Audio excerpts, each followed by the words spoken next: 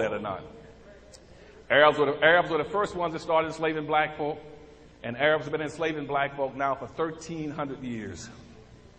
Arabs first started enslaving blacks in 765 AD when they marched into Africa in what they called in search of the 3 G's, God, glory, and gold. And they pursued Africa until the 12th century when they overtook Timbuktu and Timbuktu fell, then they started dominating Africa. But the Arabs were the first ones. Portuguese were the second ones. Hispanics were the third ones. Then the Germans and the Danes. Then the French. Then the English. The Norwegians on down the line.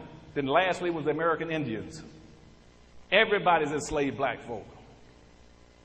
And that's what a race was. A contest started to develop the Western world. The rule was he who gets there first with the most slaves and make the most money will be the most powerful nation on earth. And the race began. Everybody was in the race to use. Everybody's enslaved black folk. And that's what a race was. A contest started to develop the Western world. The rule was he who gets there first with the most slaves and make the most money will be the most powerful nation on earth. And the race began. Everybody was in the race to use black folk except black folk. And so pull out by pulling away from affirmative action, let it collapse. And the Indians, in the first treaties that were initiated in the New York Treaty in 1507, it put in there that Indians would be compensated if they sided with the European whites and helped maintain slavery. We would give you clothes, food, and some weapons, and you can become civilized. That's why you talk about the so-called civilized tribes. The civilized tribes were the Indians who said, we will help you maintain slavery in this country. So Indians became slave traders, slave hunters, slave owners, and they signed with the South in the 1860s to fight with the South to maintain slavery in the United States. And the reason the Indians lost all their territory was because they signed a treaty with the South. And in all those previous treaties, the treaty said if you take up arms against the United States, you would lose all your rights. And when the Indians signed that fight with the South, they lost most of their territory. And the United States said, I'll give you some amnesty if you come back and do this for us. One, you free all the slaves that you were still holding, all the black freemen. Free them. Like the Chickasaw and Choctaw Indians in 1866 were still holding 12,000, 15,000 blacks as slaves. But American troops went into every Indian reservation and made them turn the slaves loose. And said, and when you turn these black slaves loose, these are treaties. You go to your computer and look up the Indian treaties of 1866. And it says this, first of all, you got to give each one $150. You give them 160 acres of land. They got to have access to any resources we send to you. And they have access to any resources on the reservation. They should be tax exempt. They should have free college education. They should be able to go right now in today's terms, you should be able to go to the government and get contracts, just like the Indians do, without competing for it. You should be able to right now to go to the government and say, I want some radio station license, some TV licenses, and casino license. You should have gambling casinos if you wanted to, if you get them enforced that treaty of 1866.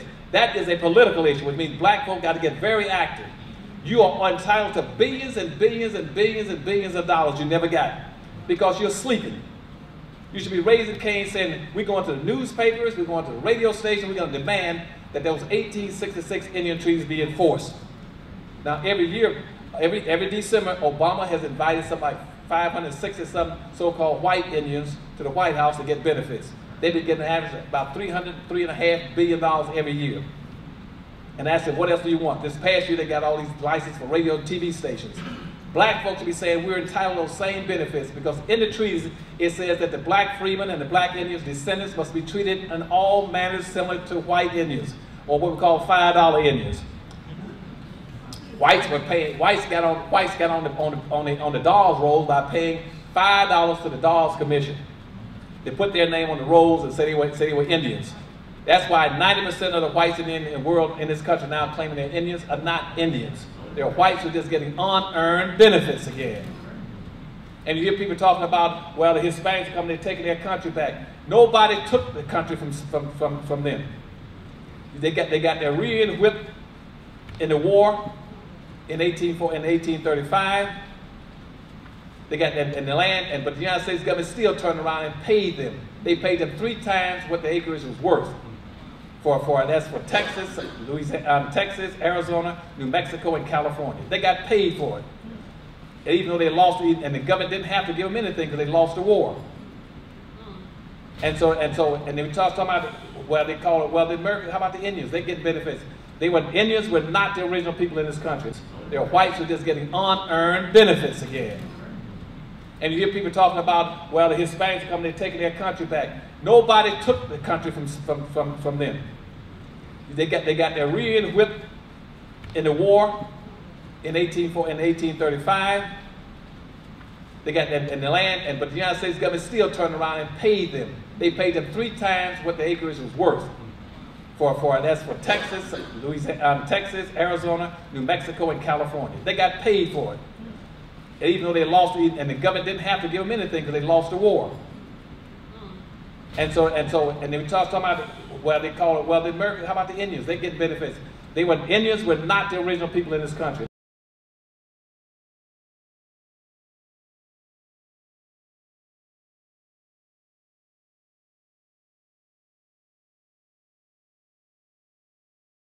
They're whites who are just getting unearned benefits again. And you hear people talking about, well, the Hispanics are coming, they're taking their country back. Nobody took the country from them. They got their rear end whipped in the war in 1835. They got in the land, but the United States government still turned around and paid them. They paid them 3 times what the acreage was worth. That's for Texas, Louisiana, Texas, Arizona, New Mexico, and California. They got paid for it. And even though they lost, and the government didn't have to give them anything because they lost the war. And they were talking about, well, they call it, well, the Americans, how about the Indians? They get benefits. Indians were not the original people in this country.